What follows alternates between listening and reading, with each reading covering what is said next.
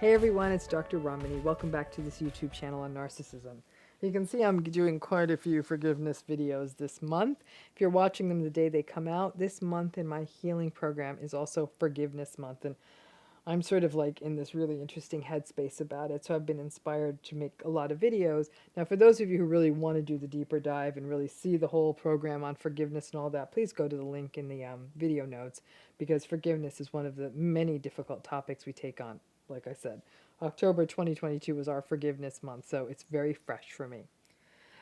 As I built the curriculum for this month and even did the workshop, I woke up with a start the next morning and I thought, oh my gosh, there's something I wanted to say and I forgot to say. I thought, you know what?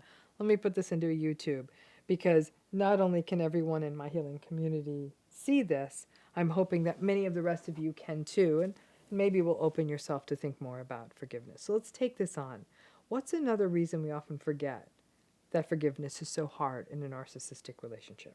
So again, the Forgiveness Month in my healing program has been actually very profound for me as the person who's creating the content and the curriculum.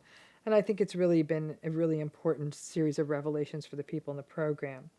But I've been thinking about it, and it's just sort of coming up in lots of places I look. I was watching a news report a while ago. A person's family member had sort of been a victim of a crime.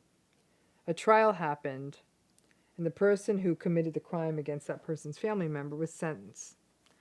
The person whose family member was the victim of the crime said that she forgave the perpetrator. I shook my head as I watched this news coverage. I could see the pain in this woman's face. I could see the grief, the loss. It was her process, maybe part of her spiritual space to forgive, and I respect that. But I thought for a minute, and I know me. If I had seen someone terribly harmed due to a crime or an avoidable accident, I don't think I could forgive. And that was me. So it really engrossed me in what this woman's experience was. And it really made me think a lot about forgiveness, especially this month, because I'm talking about it in this program. And while I still don't think I could forgive somebody who harmed my family member, even if they were sentenced or incarcerated forever, it gave me an important insight into why forgiveness is so tricky in narcissistic relationships. Listen, what's happening in most narcissistic relationships aren't crimes and such clear-cut circumstances. 99% of the time, the stuff that goes down in a narcissistic relationship is more subtle. And it dawned on me. I realized that narcissistic people almost never face consequences for their behavior. Lots of people enable them and say things like, it takes two to tango, he can't help it, he doesn't have a filter, she doesn't mean it, their bark is worse than their bite, she had a tough childhood, oh come on now, he apologized, you know the whole drill. And most people will often take the stance of, oh come on now, let it go, relationships are tough, you need to turn the other cheek, take the high road, be the better person. The downstream effect of all of this is that narcissistic people rarely face consequences in their relationships, families, or workplaces. And that makes all of this stuff, especially this forgiveness stuff, a lot harder.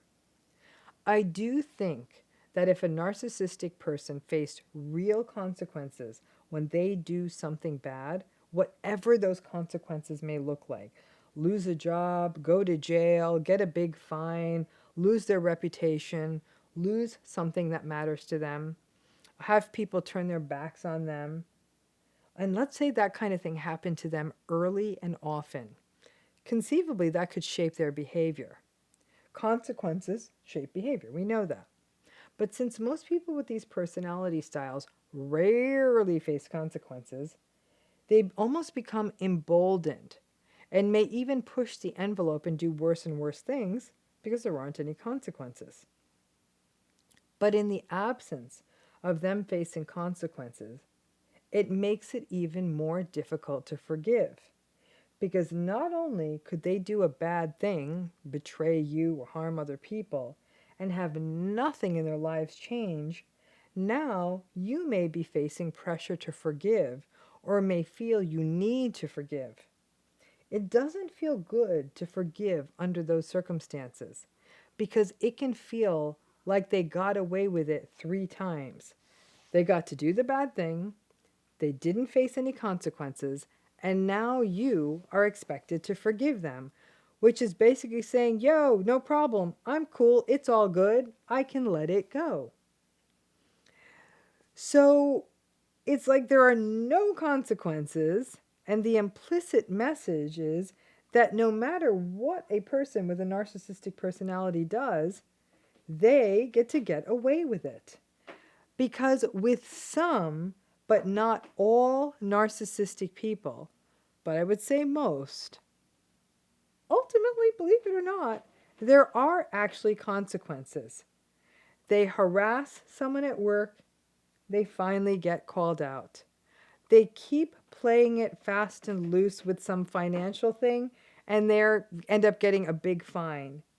They cheat on someone and get caught, and it's on camera and gets posted, and everyone sees it, and they are shamed, and this time the spouse leaves. They get caught on a hot mic saying despicable things, and it gets into the news, and they lose their position as a leader, a politician, or a celebrity. But here's the rub.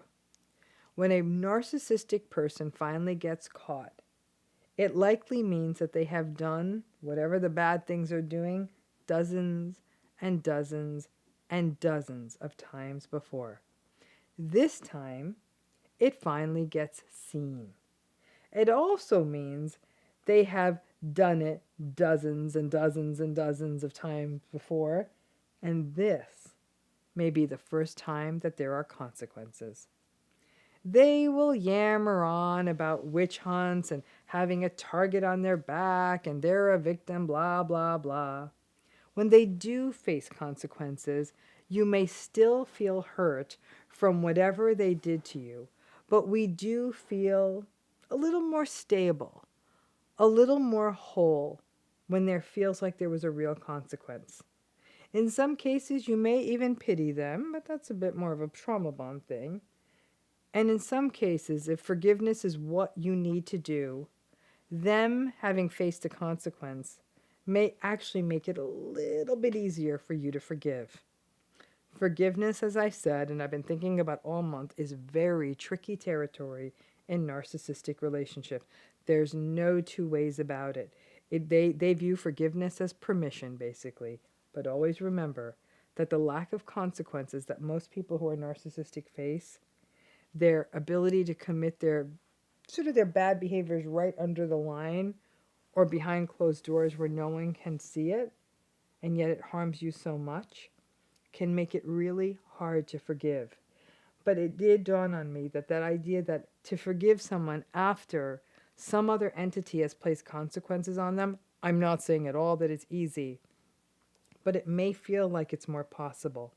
But if you see somebody who's constantly betraying you, harming you, insulting you, whatever it may be, they never face a consequence, and you find yourself in this really uncomfortable position of constantly forgiving, that lack of consequence is one more reason, like we need one more, but one more reason that forgiveness is so difficult in these relationships.